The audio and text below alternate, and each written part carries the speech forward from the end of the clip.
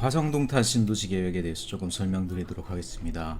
앞에도 언급한 바 있지만 이거는 이제 우리 신도시들 중에서 2기 신도시라고 부르는 것들이에요. 최근에 3기 신도시까지 얘기가 나왔죠.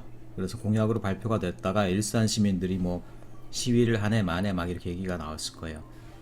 자, 1기, 2기, 그 다음에 최근에 3기까지 얘기가 나오고 있는데 1, 2기하고 2기가 어떤 정도로 다르게 되냐 그것만 간단하게 설명을 드리겠어요. 1기 신도시는 그 당시에 이제 주택 건설 주택 건설 500만 호라는 당장 주택이 모자란다. 수도권의 가용지는 모두 주택지로 개발하자 이런 목표하에 신도시들이 막 건설됐죠. 그래서 그런 주택 공급의 논리에 의해서 어떻게 보면 상당히 영향을 받은 도시들이에요. 그래서 밀도가 높고 대부분 아파트로 건설됐죠. 자, 그러면서도 또 목표는 또 거창하게 내걸었어요. 자족성이라는 거. 자족성이란 게 뭐라 그랬어요? 대도시에 의존하지 않고도 자체적으로 생활할 수 있는 것들. 그렇죠? 그런데 예상대로 되진 않았죠. 분당도 그렇고 일산도 그렇고 결국은 서울에 출퇴근하는 사람들, 그러면서 분당은 약간 강남의 분원과 같은 느낌들, 그런 도시들을 만들어내게 됐다. 물론 최근에 와서는 이런 것들이 조금 또 다른 국면을 보이고 있죠. 분당 판교에 실리콘밸리를 방불케 한 우리나라의 IT 단지가 생기기도 했고, 일산에도 어느 정도 이제 자체적인 어떤 상업적인 활력이라든가 아니면 백스코라든가 할리우드 이런 어떤 컨벤션 기능들, 레크레이션 기능들이 막 들어서면서 조금 다른 모습을 보이곤 있어요. 어쨌든 근데 이 부분은 그 당시로는 상당히 좀 실패했다라고 볼 수가 있습니다. 그도 그럴 것이 그럴 수밖에 없죠. 우리가 볼 때도. 왜냐, 일산이고 분당이고 서울과 지하철로 바로 연결돼요. 그렇기 때문에 30분 이내의 생활권이야. 그렇게 되면 서울에 살기에는 조금 아쉬운 사람들이 와서 살기에 적당하잖아요. 그렇기 때문에 이것들은 운명적으로 서울과 어떤 특정한 거리 권역 이내에 있어 가지고는 자족성이 될 수 없고 독립적인 도시권이 되기엔 더더욱이 어렵다라고 우리가 이미 영국 신도시에서 결론이 나 있었죠. 근데 그런 동일한 실패를 서울과 수도권에서 다시 한번 반복한 거죠. 어디에서? 1기에서. 그래서 2기 신도시로 가면은 이 자족성이라는 걸 목표를 달성하기 위해서 약간의 어떤 서울과 거리를 두는 쪽으로 이제 나오게 됩니다. 영국의 밀턴 케인즈라는 2기 신도시도 마찬가지였어요. 그래서 한 60km 이상 반나절 내에 이렇게 출퇴근하기 어려운 거리로 도시를 일부러 멀리 보냅니다. 그래서 우리나라 같은 경우도 2기 신도시는 원튼 원치 않았던 약간 서울과 이제 거리를 조금 더 두고 있어요. 그래서 지하철이나 이런 걸로 바로바로 연결될 수 있는 그런 권역은 아니었죠. 대표적인 게 뭐야? 아까도 얘기했지만 파주 운정, 그 다음에 화성동탄. 그리고 이제 자족성이라는 걸 강화하기 위해서 화성동탄도 그렇고 파주 운정도 그렇지만 뭐랑 관련이 있습니까? 기존의 산업단지, 연구단지랑 연결이 있죠. 화성동탄 같은 경우는 삼성이라는 배경들, 파주 운정은 이제 LG, 디스플레이 관련한 산업들, 기존 산업이 있는 곳에 이제 신도시를 지음으로써 자족성 문제를 어느 정도 이제 그 자체로 좀 해결하려는 어떤 그런 시도가 담겨 있다. 이렇게 우리가 볼 수 있다는 거예요. 자, 이런 내용적인 특성에서 계획적인 특성들은 어떻게 바뀌었는지 한번 이 내용을 통해서 보도록 합시다. 자, 가장 중요한 것은 2기 신도시 같은 경우는요, 1기에 비해서 밀도가 현저하게 줄어들었다. 1기 신도시는 어떻습니까? 인구 밀도로 봤을 때는 200인 이상 500인까지 올라가고 막 그랬죠. 그리고 전체 용적률, 총 용적률로 봐서도 도시 전체로도 한 200% 가까이 가는 그런 어마어마한 밀도를 자랑했다는 얘기예요. 근데 2기 신도시에서는 확실히 밀도를 줄이게 됩니다. 그러면서 녹지 환경이나 레크레이션 환경 이런 것들이 많이 좀 더 신경을 쓰는 계획들이 나오게 돼요. 자, 그 대표격인 화성동탄 신도시를 한번 보도록 합시다. 위치는 이렇고요. 딱 계획이가 이제 눈에 들어오죠. 134인. 자, 지난번에 우리가 100, 200, 300 요 구간 얘기했었죠. 요 구간. 그래서 대략 한 이 정도에서부터 아파트냐 아니면 그래도 연립이나 단독이 나오느냐 요 구분이 난다라고 그랬는데 130이니까 한 이 정도죠. 이 정도. 그럼 어떡한다? 아파트가 들어오긴 들어오지만 연립이나 단독 주택 같은 경우도 상당 비율로 어느 정도 이제는 갖고 올 수 있다 이런 얘기가 되겠죠. 그러니까 우리나라 신도시 중에서는 제일 밀도가 낮은 축으로 이제 개발이 됐다. 이런 얘기는 뻔히 늘 나오죠. 전환 속의 첨단 자족도시. 첨단 자족도시라는 건 이건 어떻게 보면 조금 조금 사입일 수도 있는데 뭐냐면 그 도시가 만들어져서 자족 도시가 생긴 게 아니라 기존에 있는 삼성이라는 연구 산업 단지에 가서 신도시가 붙으니까 어떻게 보면 자족성이 자동적으로 완성되는 거죠. 뭐 그랬거나 어쨌거나. 자, 넘어갑시다. 계획안부터 벌써 나오니까 여러분 좀 김이 셀 수 있을 텐데 요거는 여러분한테 따로 계획을 안 시키고 바로 이제 해설부터 드립니다. 자, 이 지역의 가장 큰 지형적인 특성은 뭐냐면요, 가운데 그래도 조그만 산지가 있어요. 이렇게 아마 등고선이 이렇게 분포하겠죠. 그 다음 하천이 바로 자르고 지나가네.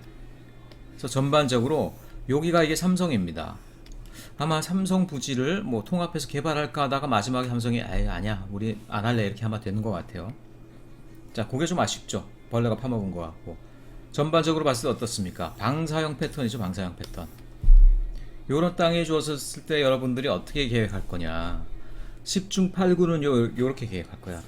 평지의 가운데다가 아마 CBD를 이렇게 두고 그 다음에 뭐 이게 이런 식으로 방사형이 되든 어떤 이렇게 계획을 했을 거야. 근데 확실히 접근이 다르죠. 딱 눈에 띄는 게 뭡니까? 도시의 가장 빨간 데가 이제 CBD가 되겠는데 CBD가 바로 산 밑자락에 이렇게 분포하고 있죠.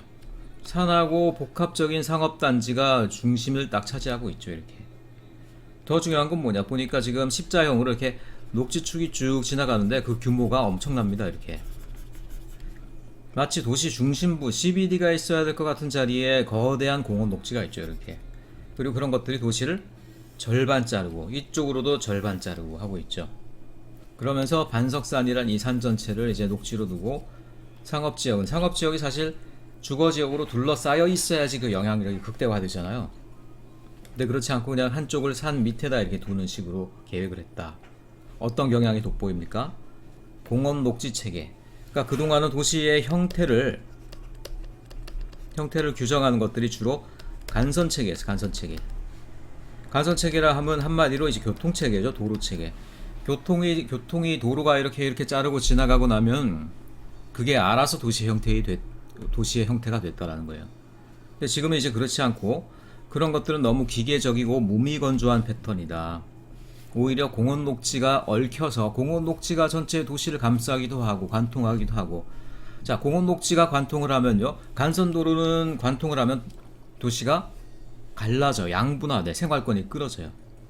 근데 공원 녹지가 관통하고 지나가면요 오히려 생활권이 합쳐집니다. 무슨 얘기인지 알죠?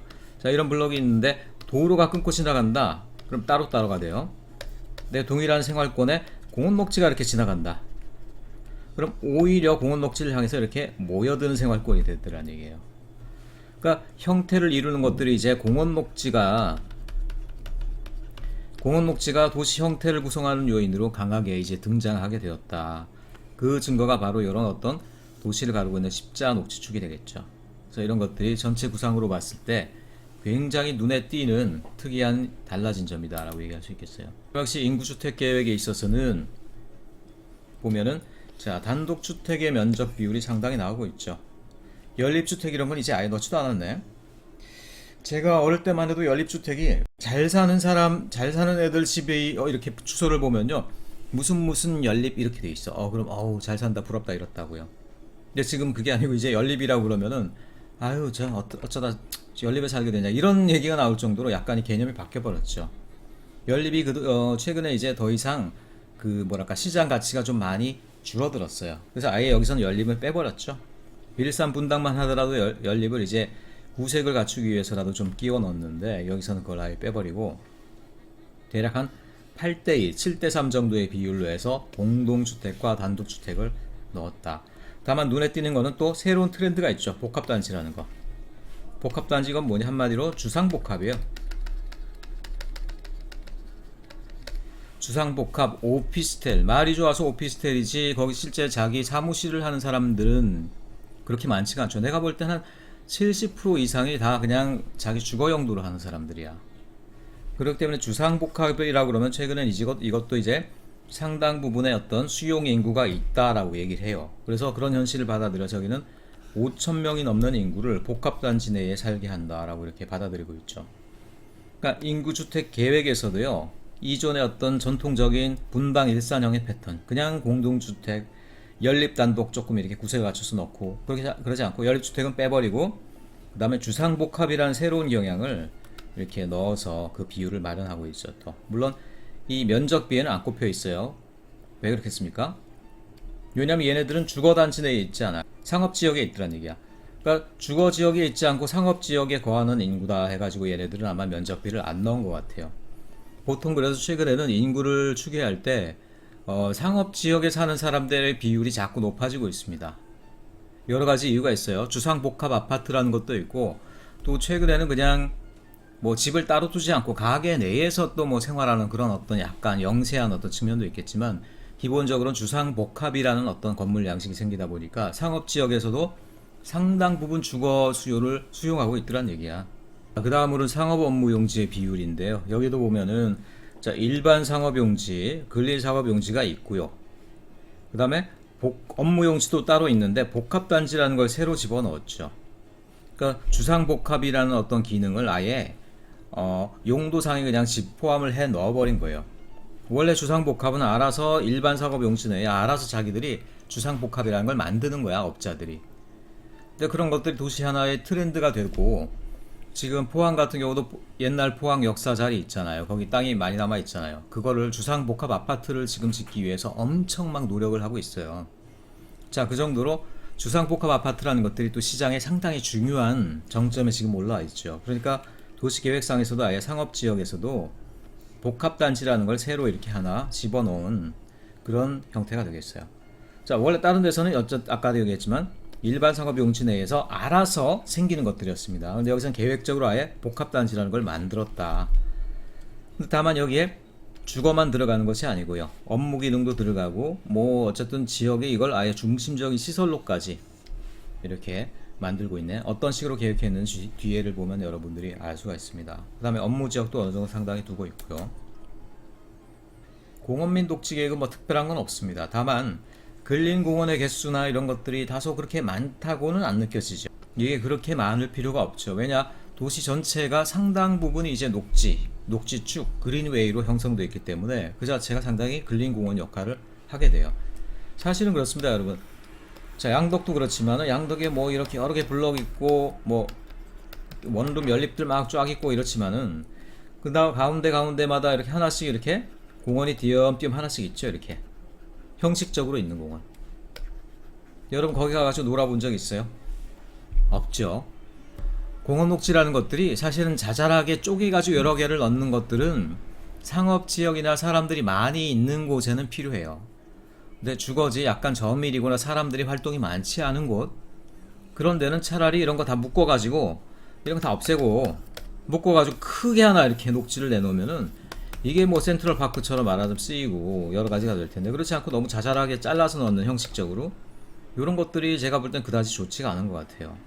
그래서 근린공원도 조금 생각을 달리해서 너무 뿌리는 식으로 말고 동네와 동네를 합쳐서 좀 가운데를 크게 흐르는 일종의 그린웨이, 녹지축을 겸할 수 있도록 계획하는 것들, 그런 것들이 필요하다라는 생각을 늘 해왔는데 어쨌든 동탄 계획에서 그런 것들이 어느 정도 실현이 됐다 이렇게 보입니다.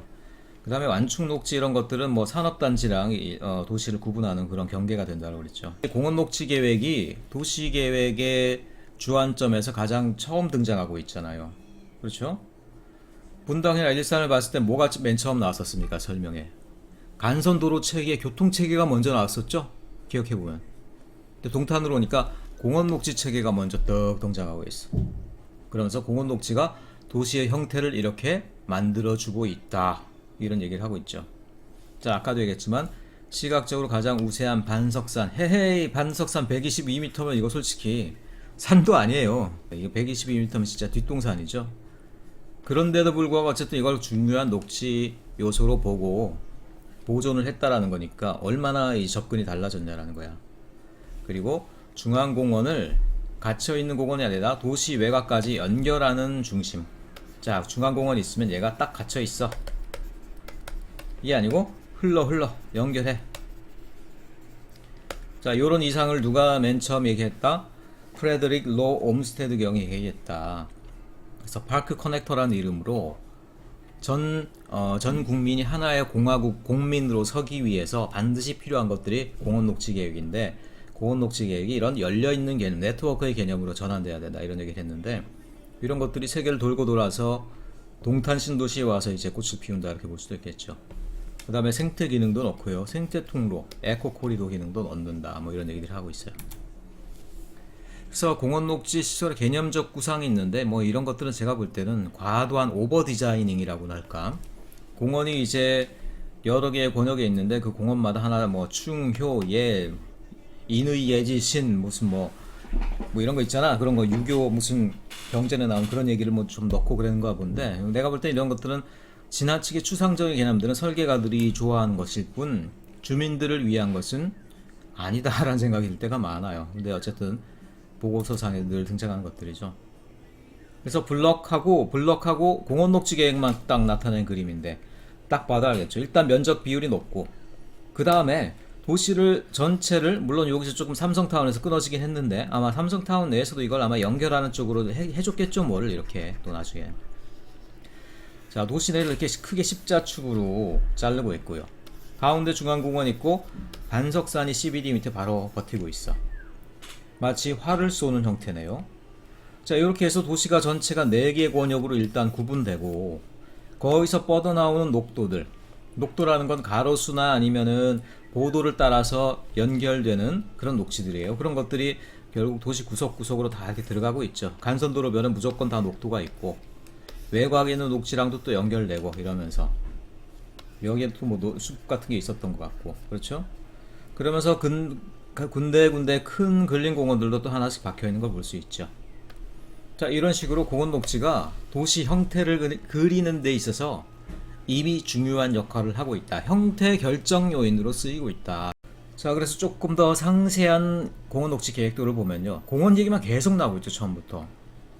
처음에 있는 이거는 반석산에 있는 공원인데 그것도 보니까 생태공원도 있고요. 그 다음에 상업지역 바로 뒤에는 이 녹지 사이사이에 도서관이 산속에 있는 데가 이제 굉장히 좋을 때가 많습니다.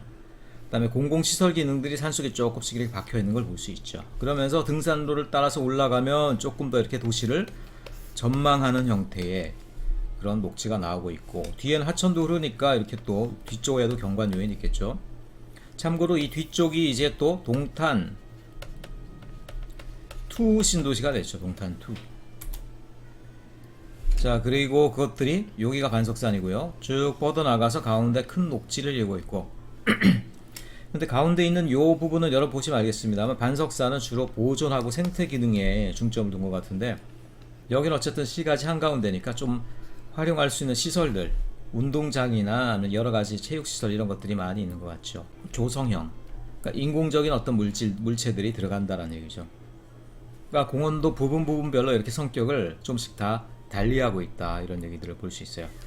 이렇게 얄팍해지는 부분은 뭐겠어요. 요런 데는 간선도로가 끊고 지나가는 부분이야. 그러니까 간선도로를 끊고 공원을 넣을 수는 없잖아. 그러니까 어떻게 돼요? 그런 데는 오버브릿지 말하자면 자 도로가 이렇게 있고 차들이 지나가 이렇게 그러면 자 공원이 이렇게 있다 자 오버브릿지로 이렇게 오버브릿지도 또 이렇게 뭐 나름 이제 숲을 넣고 식생을 올리고 해가지고 약간 생태통로 느낌이 나도록 이렇게 연결하는 그게 여기랑 여기에 쓰인 걸 볼 수 있죠. 자 그래서 그 뒤에 요런 계획안이 세워지기 전에 요런 것들도 역시 유명한 업체들 간의 공모전으로 진행이 됐어요. 그래서 희한하게 그런데 이런 어떤 작품을 놓고 보면요 나중에 보면 공모 수상권에 있는 작품들이 되게 비슷한 컨셉을 하는 경우가 많아. 두 가지 이유겠죠. 첫째는 자 그렇게 풀 수밖에 없는 시대적인 어떤 필연성이 있었을 것이고 둘째는 뭐랄까 공공 쪽에서 선호하는 어떤 컨셉이 뭐였는지가 이미 새어나갔을 가능성이 많은데 저는 후자일 가능성이 굉장히 크다고 봅니다. 당선작은 현대산업개발과 무형에서 한 거였는데요. 자 뭐 도농복합도시 이런 또 무슨 또 철진한 얘기들을 하고 있어. 모르겠습니다. 어쨌든 상업과 주거의 복합에 따른 아이덴티티 요게 아마 이들의 핵심이었던 것 같아요. 그러니까 복합 상업지역이라는 걸 갖고 오고 자 어차피 주상복합이라는 게 오늘날 대세 아니냐. 그럼 복합지역이라는 걸 두고 그 복합지역에 들어가는 복합 기능 자체를 우리가 상세하게 설계를 해서 그 도시의 필요에 맞게 공급을 해주면 그래서 그런 아이덴티티를 적극적으로 자기들이 부여하겠다. 그냥 놔둘 게 아니라. 그래서 그 양반들이 처음에 이제 스케치를 하고 구상하는 장면들이 나오는데 대략 뭐 그림은 복잡해 보이지만 컨셉이 뭔지 알 수 있겠죠. 그러니까 도시를 전체를 이렇게 몇 개의 띠로 생각하고 그 띠가 이렇게 하나의 축으로 얽히게 되는, 그래서 결국 가운데에서부터 중심축, 얘가 제일 세고, 그리고 양쪽으로 하나의 축을 두면서 이렇게 세 개의 축의 중심부로부터 반석산으로부터 나가게 되는 그런 패턴들, 그런 것들을 적정한 거리 간격으로 띄어서 어떻게 됩니까? 이쪽으로 올수록 도심적인 기능, 이쪽으로 올수록 주거적인 기능. 당연히 이쪽으로 올수록 밀도는 어떻게 됩니까? 밀도는 높아지겠죠. 이쪽으로 갈수록 밀도는 이제 낮아지겠죠. 자, 그런 컨셉을 아마 넣은 걸 볼 수 있고, 그래서 맨 외곽에서는 이제 바깥쪽에 있는 녹지를 향해서 또 이렇게 저밀의 주택들이 그러니까 농촌적인 경관을 누릴 수 있게 하고, 그 다음에 가운데로 올수록 이쪽은 어떻게 됩니까? 도심 가까이 살고 높은 주상 복합에 살고 도시적인 생활 환경을 선호하는 사람들, 이 살도록 그렇게 고려를 했다, 이런 것들이 여기서 딱 보이죠. 그 토지 이용 계획을 이렇게 옆으로 슬쩍 3차원처럼 눕혀놓은 게 이겁니다. 대략 패턴을 알겠죠 이제? 그러니까 결국 자, 가장 높은 밀도, 그 다음 복합적인 밀도, 중간적인 밀도, 저밀도, 비교적 저밀도라는 얘기지. 비교적 이렇게 밀도가 낮아지게 하고, 밀도의 핵심부는 바로 이 부분이 되게 하는.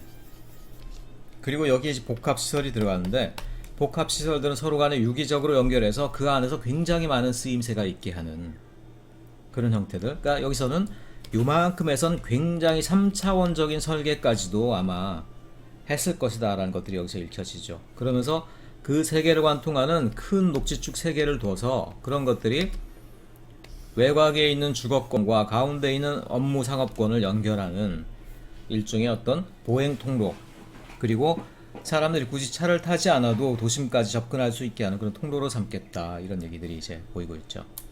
자, 외곽으로 갈수록 뭐 저밀도라고는 했지만 어차피 다 아파트다 보니까 이렇게 3차원 그림으로 봤을 때 크게 그런 것들이 딱 두드러지진 않죠. 어쨌든 자, 가운데 여기 복합권이 제일 고층 건물이에요. 그리고 그것들이 외곽으로 가면서 점점 이제 낮아지는, 그러면서도 이렇게 하나, 둘, 요 세 개의 띠, 요 세 개의 띠가 점차 이렇게 밀도가 낮아지면서 상업에서부터 점차 주거로 전이 되어가는 이런 패턴을 우리가 볼 수 있겠죠. 세 개의 축은 여전히 강력하게 유지를 해야 된다, 이런 얘기를 하고 있고요. 일단 세 개의 축을 기본으로 해서 외부 공간들이 그것들이 다 네트워크를 이루고 있고요. 간선도로는 그 세 개의 축을 피해서 지나가야 돼. 조심조심. 녹지축을 자르면 안 되죠. 그러니까 가운데 여기로 딱 지나갔어야 될 것 같은데 이런 데가 없고, 여긴 녹지에다 줘버렸고, 간선도로는 외곽으로 이렇게만 천천히 지나가고 있죠. 그래서 이 외부 공간이 바로 보행 및 자전거 동선과도 연결돼요. 그래서 맨 외곽에 사는 사람도 도심까지 자전거를 타고 출퇴근할 수 있는 그런 패턴이 만들어지는 거죠. 그리고 이런 세 개의 강력한 녹지축에 의해서 외곽에 있는 전원적인 녹지 패턴과 이 반석산이 이렇게 직접 연결되게 하는 그런 개념들이 나와 있습니다. 그리고 생활가로라는 개념을 넣어서 여기 가운데가 이제 복합시설이 있는 굉장히 높은 고층 건물이라고 그랬죠. 그래서 그런 것이 이제 생활가로, 동서를 이루는 생활가로랑 연결되도록, 생활가로라는 거는 말하자면 사람들이 이렇게 오고 가고 쇼핑하는 그런 형태의 상가를 얘기하죠. 그리고 이 세 개의 축은 녹지축. 저는 그래서 이런 거 볼 때 어떤 생각하냐면요, 생활가로라는 거를 차라리 녹지축하고 좀 복합을 해버리면 어떨까. 왜냐, 녹지축이라고 해서요, 거기가 뭐 사실은 생태적으로 엄밀하게 보존되는 것도 아니에요. 따지고 보면 거기에 이제 상가가 뭐 자잘한 상가 이야기죠, 내 말은. 그런 것들이 어느 정도 저밀로 분포하고 있어도 전혀 문제가 없고, 그런 것들이 또 녹지를 좀 더 안전하게 만들어주는 것도 있거든요. 그러니까 그런 상가가 어느 정도 있어야지 또 녹지에 사람들이 오는 이유도 있고, 그래야지 밤늦게 사람도 있고 활기가 있더란 얘기예요. 특별히 신도시나 이런 데는 사람들의 생활 패턴이 다 동일하기 때문에 사람들이 사라질 땐 싹 사라질 위험이 있어. 그래서 그런 걸 보완하기 위해서 상업시설이나 이런 것들을 좀 녹지 가운데서도 어느 정도 배치하면 좋다라는 생각이 드는데, 보니까 뭐 녹지하고 생활가로를 너무 엄밀하게 구분했네. 좀 이런 것들은 서로 복합을 시켰어도 괜찮지 않았을까, 이런 생각이 듭니다. 자, 아까 얘기 나왔죠. 그래서 업무가 되는 제일 반석산 밑에 있는 띠, 그 다음에 요런 데는 이제 주로 복합, 그 다음에 외곽으로 갈수록 점점 주거 패턴이 이제 강해지는 걸로 이렇게 했는데, 어차피 아파트이기 때문에 이런 패턴들이 뭐 뚜렷하게까지 나오는 건 아니에요. 하지만 대략 이런 분포 패턴을 가지고 있다. 그리고 여기도 밀도는 여기는 하이고요. 바깥으로 갈수록 이제 로우로 변하게 된다. 이런 컨셉들. 그리고 여기가 제일 건물이 높고요. 외곽으로 갈수록 여기서 건물의 높이가 다운되는 그런 스카이라인을 하고 있다. 이렇게 여러분들이 이해하시면 되겠어요. 자, 그래서 이제 여기서 눈에 띄는 거는 요 복합시설 부분인데요. 복합시설 부분. 뒤에 그림이 나왔을 텐데 조금 미리 설명을 하면요. 복합시설을 아예 크게 아이덴티티를 미리 부여해 버렸어. 쇼핑 업무 중심, 스포츠 레저 중심, 영상 문화 중심, 교육 업무 중심 이렇게 해놓고 거기에 들어오는 사무실 또는 거기에 종사자들이 미리 그 업종에 맞춰서 분포될 수 있도록 미리 고려를 해놨더라는 거예요. 그리고 이런 것들이 서로 간에 스카이워크로 연결되어 가지고 땅으로 내려오지 않고도 건물 전체가 4개가 하나처럼 워킹할 수 있도록, 그러니까 여기 살면서 비즈니스도 보면서 뭐 쇼핑도 누리고 뭐 모든 생활이 가능할 수 있게 하는 이런 복합시설을 이 가운데다 딱 넣어놨다는 얘기입니다. 바로 여기겠죠. 여기도 이렇게 또 발을 딱 잘라 가지고요, 요쪽 부분은 주로 가족과 관련된, 그러니까 청소년, 가족, 그러니까 가족이 함께하는 형태의 어떤 그런 여러 가지 위락 공간들. 요쪽은 이제 청장년, 좀 어르신들, 그야말로 이제 좀 먹고 노는 약간 유흥 기능들, 이런 것들이 도시 내에 막 흩어져 있지 않고 유흥 기능은 주로 이쪽으로 아버지들이 노는 것. 그 다음에 애들하고 함께 놀거나 애들이 뭐 뛰어노는 곳은 여기가 되도록. 하지만 그런 것들이 녹지축을 사이에 두고 이렇게 만날 수 있도록 하는 그런 특이한 패턴을 뒀어요.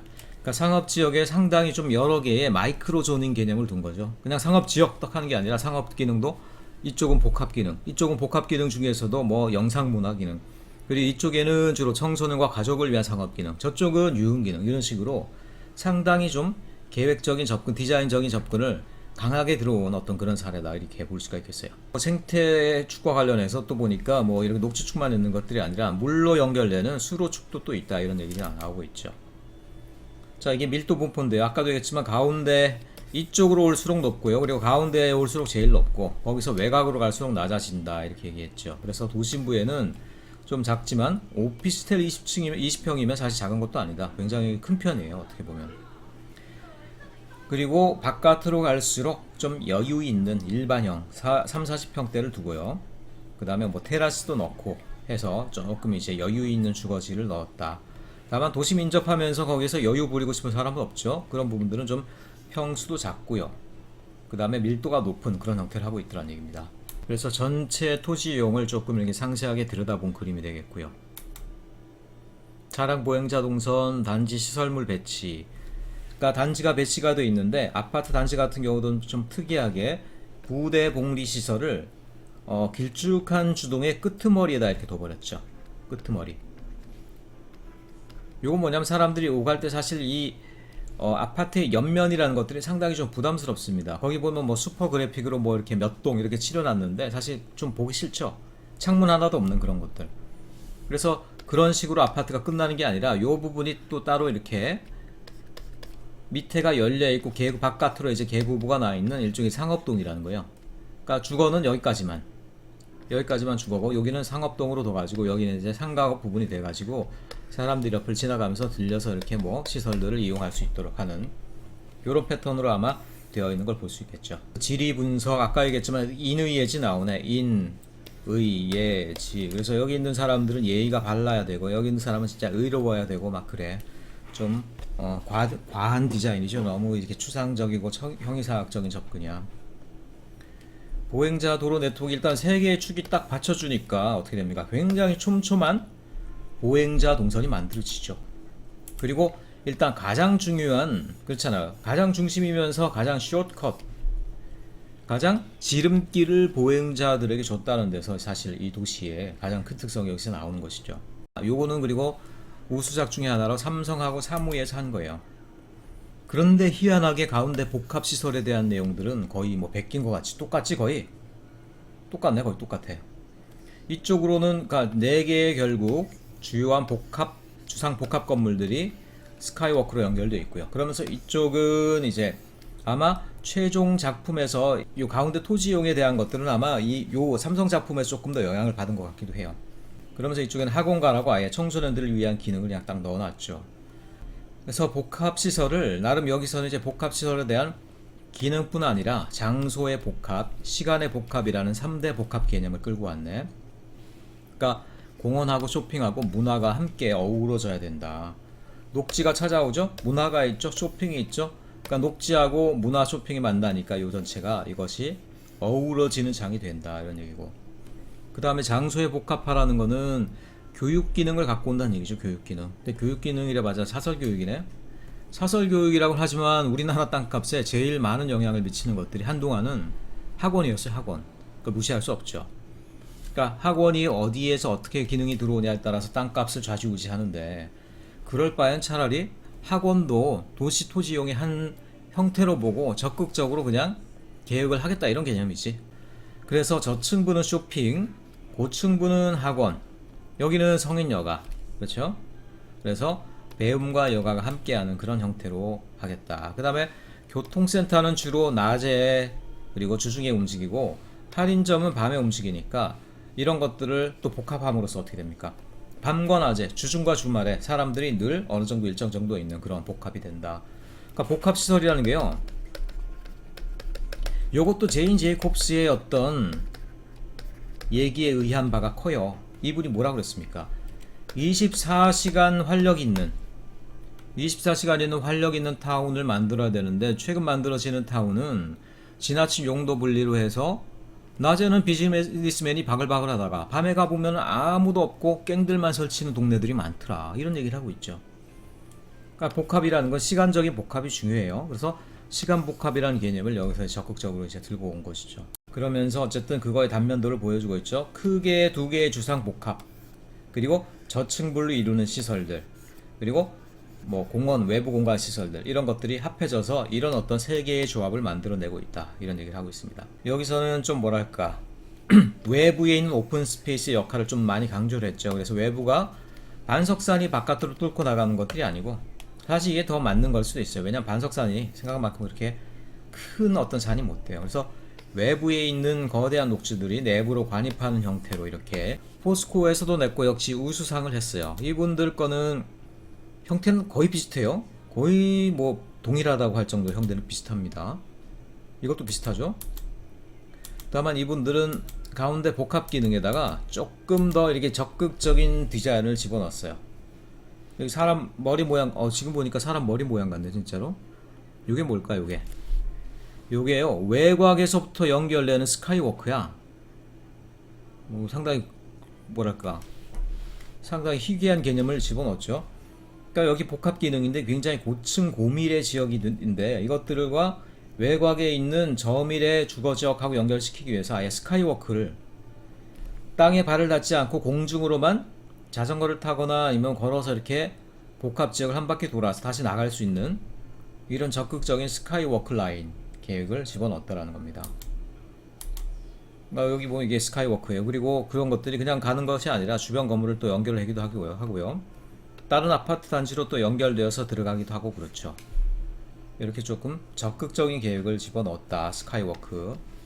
물론 그렇다고 해서 지상에 보행로 데크가 없는 것은 아니죠.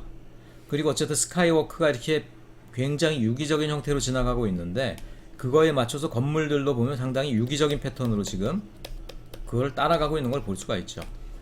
자, 이런 걸 해놓으면은 재미는 있을 텐데, 재미는 있을 것 같은데, 이런 것들이 뭐랄까 지상부의 용도랑 뭐 어떻게 충돌을 일으키진 않을까? 사람들은 사실 그래도 어쨌든 기본적으로 지상에 있어야 되거든요. 그러니까 스카이워크라는 것들이 위에서 누가 내려다보고 위에 구조물이 들어가고 이런 개념이면 사실은 조금 부담일 수 있어요.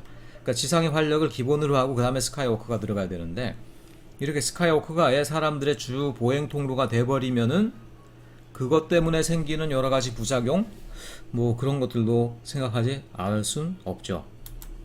자, 그리고 이분들은 또 이런 것들에 좀 신경을 썼는데 상당히 이제 필요한 부분이죠. 뭐냐면은, 자, 아파트, 아까도 얘기했지만 아파트가 얘가 사는 사람 안에서는 좋은데 얘하고 다른 형태의 주거지하고 경계에서는 굉장히 불협화음, 마찰음을 일으킵니다. 특별히 여기가 이제 단독주택일 경우는 더더욱 그렇죠.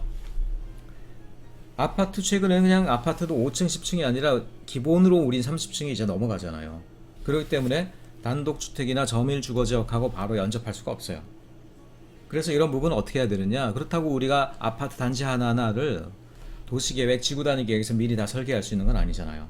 그래서 단지는 결국 개별 그 단지 건설회사를 설계한다고 했을 때, 그럼 우리가 도시계획, 지구단위 계획 차원에서 할 수 있는 것들은 무엇이냐, 미리 그 접경 부분을 우리가 파악을 하고 접경 부분의 아파트 단지의 어떤 형태나 기능, 층수에 대해서 미리 가이드라인을 주는 거예요. 예를 들어서 두 번째 보면 여기가 이제 공원 녹지입니다. 이쪽이 공원 녹지변에는, 자, 공원 녹지하고 만나는 아파트는 어떤 형태가 제일 좋을까? 어떤 형태? 제일 나쁜 게 이거 아닐까요? 판상형. 딱 판상형이 어깨동무를 하고 딱 다 막고 있어요. 이렇게.